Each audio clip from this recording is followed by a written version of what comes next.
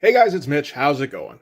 Well, we're taking a look today at a book I've seen described as both little known and hugely influential. So I have no idea where this stands on the scale. If it is hugely influential, I can see why, because it is a rendering masterpiece. We're taking a look today at Winterworld #1. So just before we get into it, if you enjoy the channel, if you feel like you might want to help out a little bit, go subscribe to my Patreon. Links are in the description, gives you early access to everything I do.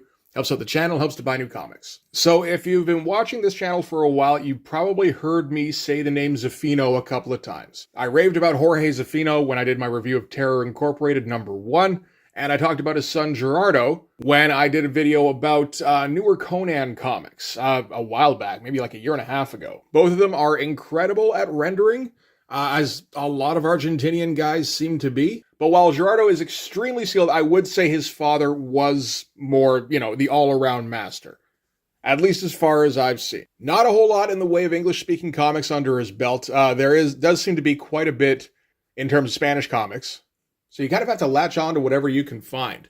And found out about this when I was doing a little bit of a dive. I think when I was researching Terror Incorporated, actually. Found out we've also got this 3-issue miniseries by Jorge Zaffino and Chuck Dixon, who, I don't know if he's particularly celebrated, but he's solid at least. And maybe most importantly, I don't think there's a whole lot of time constraint when it comes to completing the artwork on these issues. It kind of looks like Jorge Zaffino was given all the time he needed to complete pages.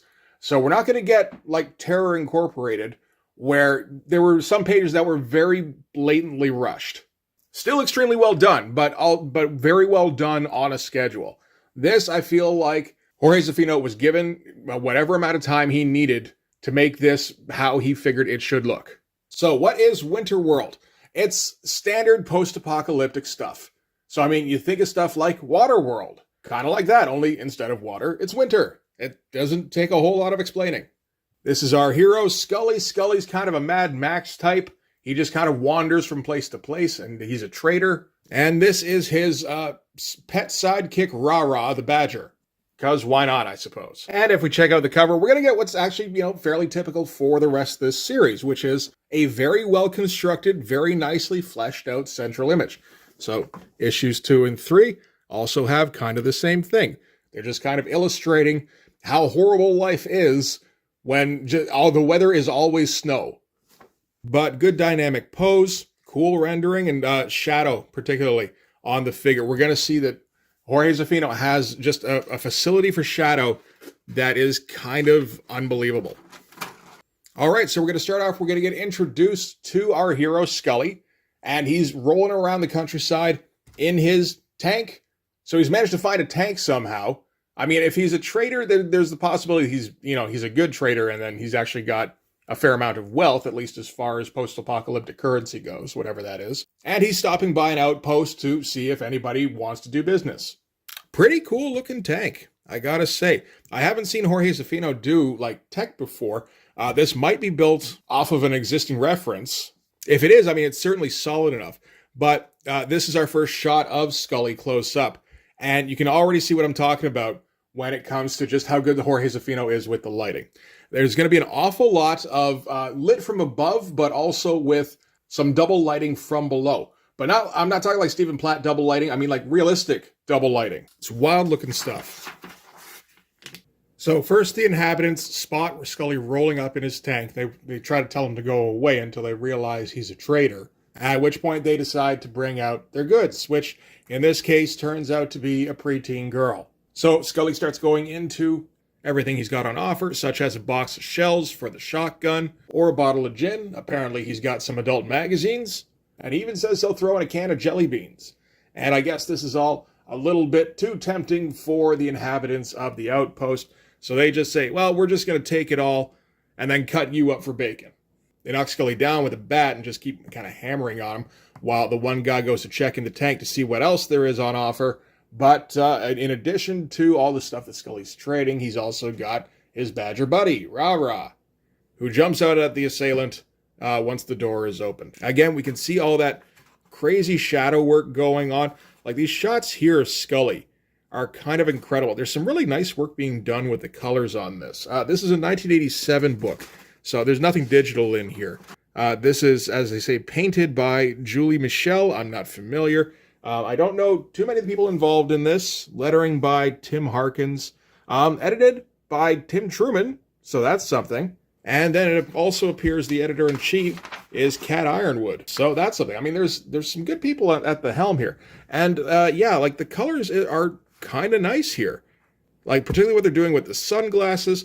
And you know, the shadowing makes a lot of sense because since everything's covered in snow, you get the bright light from overhead, but then you also get the less intense reflection from the snow coming up on everybody all the time. Wild looking stuff. And Zaffino's decided that particularly with the members of basically anybody who's like a bad guy, they're all suffering from like horrible frostbite all over their face. You see again the deep shadows here. This is reminiscent of the stuff that he would do later on Terror Incorporated, but on that he was rushing a lot more. This feels a lot more considered. Yeah, pretty wild looking stuff. So anyway, Rara kills the guy that let him out of the tank, which distracts the other assailant here. Scully's able to get his pistol out and shoot him down, which leaves one more guy here who's got the girl behind him.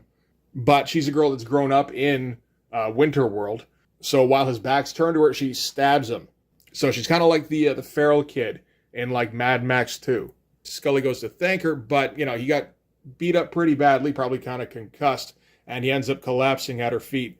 Wakes up later on inside the tank. So now we're going to get our exposition. We're going to get a bit of information about Scully and about the girl, whose name turns out to be Wynn. Scully wakes up just about naked because it turns out that Wynn decided that his clothes all stink. I guess not a lot of laundry gets done around here. To the best of my knowledge, we're not setting up anything between Scully and Wynn, really.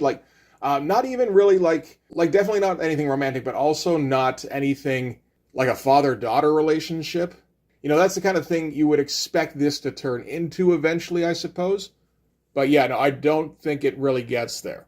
We do find out a little bit about Scully in that he's not really a good guy. Again, he's in that Mad Max vein, where he's really only looking out for himself. He's not going to try and do anything that's, you know, outright evil, but he's practical. You know, he's only thinking about what's going to get him through the next day. So in Wynn's case, he's going to try and find somewhere, like some settlement to drop her off at. You know, you get the impression partially to do the right thing, you know, and like get her somewhere where she's got some support, but also just to get her out of his life. He already has his set ways of doing everything. He doesn't need somebody else in here complicating things for him. Again, that incredible lighting. Like, I feel like you rarely see lighting that's this good for a face. I have no idea how well referenced this stuff is. It could be, like, you know, taken directly from photographs. I don't know. But we see a lot of it from different angles all throughout the comics. So if he's taking photos, he's taking an awful lot of them. And it's not just the lighting, you know, it's not just the expressions, which are also all good. I mean, you see stuff like this, that just, again, looks like it's straight out of a photo. Just very nicely rendered in terms of how the shadow works and everything. But it's also things like the body language all looks very naturalistic. The tech inside the tank isn't too bad at all. Isn't hyper detailed, but there's enough there that it kind of, you know, it just kind of lends that air of verisimilitude, where it's just like, yeah, no, this is totally what the inside of a tank looks like. Sure. We had an interesting bit here where Wynn tells Scully about how the clan that she grew up in had flying machines, which he thinks is absolute bullshit. And says bullshit. So this is Eclipse Comics. In 1987, they don't have any kind of problem with swearing or with having some blood in their comics either. I want to try out these shadows. I gotta, like, the way he's doing this, where he's like lighting up the lower eyelids, but then keeping the rest of the face in shadow with like varying degrees of hatching.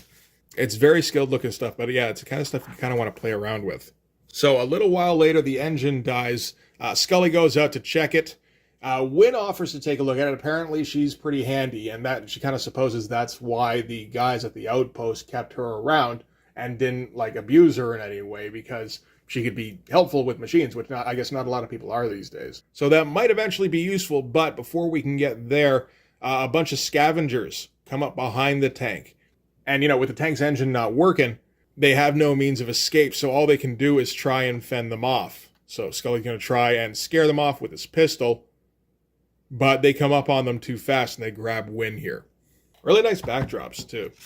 Like, there's no part of this that feels like there's any like underdeveloped elements of Jorge Zaffino's repertoire.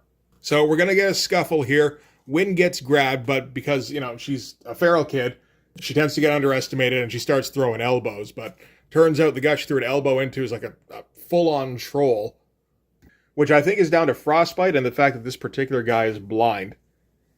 But the fight is over shortly as they get guns trained on everybody, and it's just like, okay, that's it. We lost this one. Rara got hurt in the fight here, got butt-ended by one of the rifles, and the scavengers seem to just kind of assume that he's dead, although nobody really seems to want to take a closer look. And they shuffle off Scully and Wynn to get them to join their train here, because now Scully and Wynn are slaves, because that's how it works. Now, it's great seeing these pages fully fleshed out, where Zaffino has the opportunity to just, sit on them and just, he doesn't go overboard with detail. That's not really his thing, but there's an amount of care here that just wasn't present when he was on a monthly schedule, because he can't afford that. You just got to get everything done quick. Here, you got 3 issues. I imagine they gave him a fair amount of time, so he's got plenty of time to work out what angles he likes best. Everything looks nice and deliberate. There's nothing scribbly really about this. There's an element of scribbliness, but it's more of that woodcut kind of feel where everything just feels rough-hewn. And so they're going to get marched to the scavengers' headquarters. They lose a couple of slaves along the way. The slavers don't bother with bullets on slaves that are dying or, making a fuss. They just cut their throats and leave them in the snow because you can't afford to waste bullets on somebody like that. And they come across their hideout here, which in this case is a converted baseball stadium. And wild giant shot here of the arena set against the cliffside here. We get what I guess is like an ice bridge. Everything looks just fantastic. I like this treatment for the rocks too, where you get the dark rocks with the snow in between it. Everything works really nicely there. And this is somewhere that Scully has heard of, where it's an enclosed environment, and they seem to have some kind of power which they're able to keep the place heated with. And because of the size of the place, that means they're able to grow their own fresh fruits and vegetables, which most people around here have never even actually seen. As far as they know, fruits and vegetables come in a can. That's it. And that's if you're lucky. All right, so the slavers bring all the slaves up to the headquarters, which I just remembered isn't their headquarters. They're just they're traders too. So in this case, they're going to trade slaves for hooch. Scully, they're able to get a decent price on because he's in good shape at least, which is more than you can say that for most of the guys that they're bringing up. And Wynn, they're going to set to work in the threshing bays, and they take a moment to say until she's a bit older. So, pretty easy to predict where that's going to go. So adds a little bit of expediency, I suppose, in having to break them out of there. And all the guys running the headquarters here seem to be in pretty good shape. None of them are all frostbitten like our buddy down here. Got the worst complexion in the world. Poor guy's blind. Half of his teeth are falling out of his face. But that's what happens when you don't have somewhere warm to go at the end of the day, I guess. So having traded all the slaves they were willing to give up for 50 gallons of hooch, because that's how much they can get for them, they leave the slaves inside. They feed them, just like subsistence stuff. And we get our shot of the interior of the baseball diamond here, which is kind of cool. I'm not sure if this is a specific stadium. There is a point earlier where Scully tells us that when the sky's clear, which doesn't happen too often, he navigates by the stars. So he figures he's somewhere in Texas. So if that clarifies things. So having gotten a little something to eat, the slaves are going to get put to work immediately, even though they haven't had a chance to rest yet. They've already been force marched and then, barely fed. One of them tries to speak up, and he immediately gets clubbed down. And in this case, I guess the security guys have managed to find some baseball uniforms that haven't completely fallen apart. And, there's more than enough bats to enforce the law now. So they've kind of stumbled upon something special. A little while later, one of the slaves gets caught trying to steal some food, which is a big old no-no. When you're a slave, you don't get any of the good food, the fresh fruits and vegetables. You get whatever gruel they give you. And this particular guy has been caught doing this a couple of times, so they're going to make an example of him. And it looks like they're going to sick the Dobermans on him. Scully isn't about to sit by for that. Not sure if it's because he feels some kind of camaraderie with this particular... we have been talking a little bit with this particular slave. Or if it's more that, you got to let the captors know that they can't go to that level of brutality without some kind of repercussions. So he takes the pick that he was using and smacks one of the nearest dogs with it, which is going to get him the focus of attention real quick. More of that great lighting and just, casual backgrounds basically everywhere you can in here. We're not really taking any shortcuts when it comes, like when you get a close-up or something, yes. But for mid shots and long shots definitely. But even mid shots, yeah, we're always getting a little bit of detail in the back here to give you some kind of context for placement. And Jorge Zaffino does an awful lot of popping people out of the borders, I gotta say. We get it up here with Scully noticing, the slave getting the extra attention. We get it here with the guards rearing back the bat. Get it here with like the head of the, the head slave master knocking the guy down and knocking him a little bit out of the paneled border. Here as well. Also, just Scully's hair. Like, it's all over the place.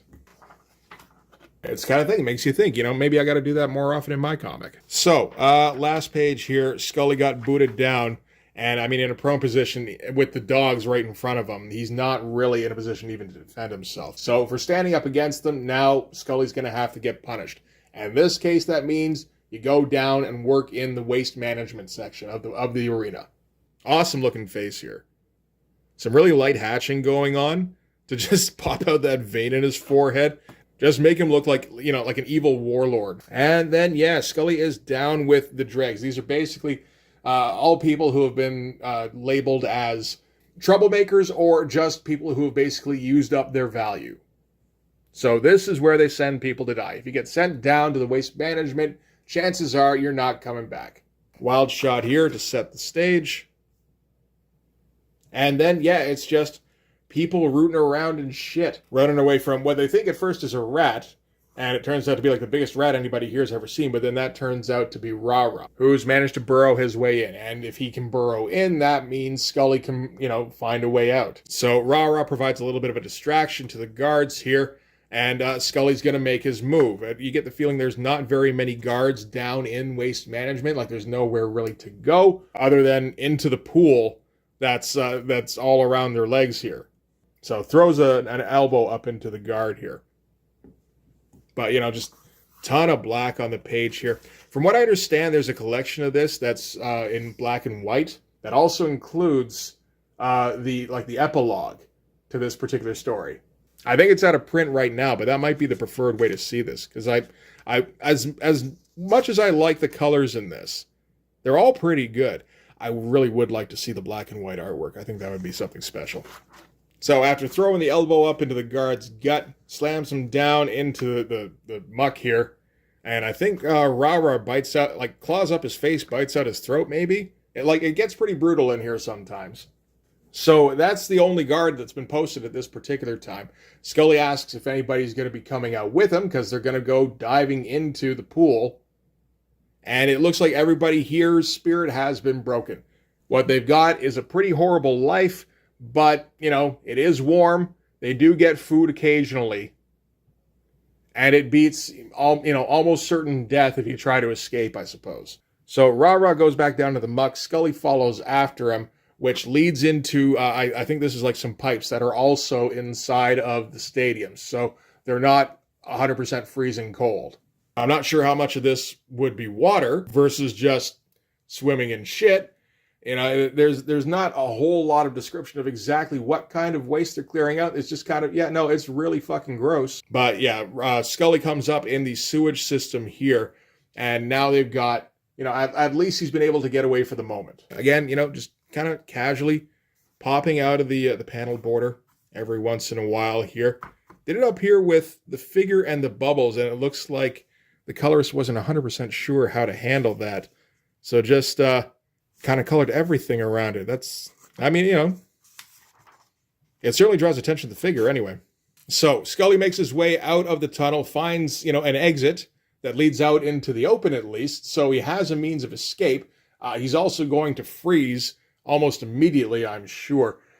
They don't really say anything about the fact that he would have been soaked through. So maybe the indication there is that his clothes dried in the heat since he was still inside the building.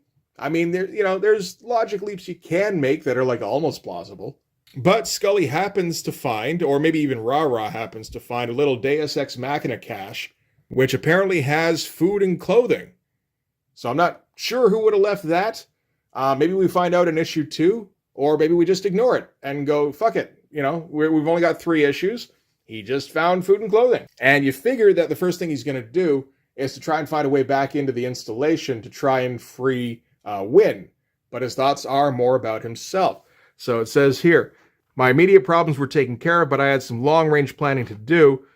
Like, what was I going to eat tomorrow, and how long would it take before I could forget that kid I left back at the farm? So I don't know if he, I haven't read the entire series. I'm not sure if he starts to make his way away and then maybe gets guilt-ridden and goes back. But that is, the deal with the story, is that he does go back to rescue Wynn at some point, and then he's going to carry on with his mission of finding somewhere to drop her off so that she's taken care of. So, like I said, the story isn't inventive, really, in any kind of way. But, it's pretty sturdy. You can kind of, just kind of make your way through the beats. You know what's going to happen for the most part. So it's all just like a sturdy structure for all this incredible artwork to sit on top of. And that's it for the story. We're going to get some more ads for more Eclipse books, some of which seem kind of interesting. Maybe more for who's working on them than for the books themselves. Like we get this thing here, The Liberty Project, which is apparently written by Kurt Busiek. Something called Swords of Texas by Dixon, Dunn, and Truman.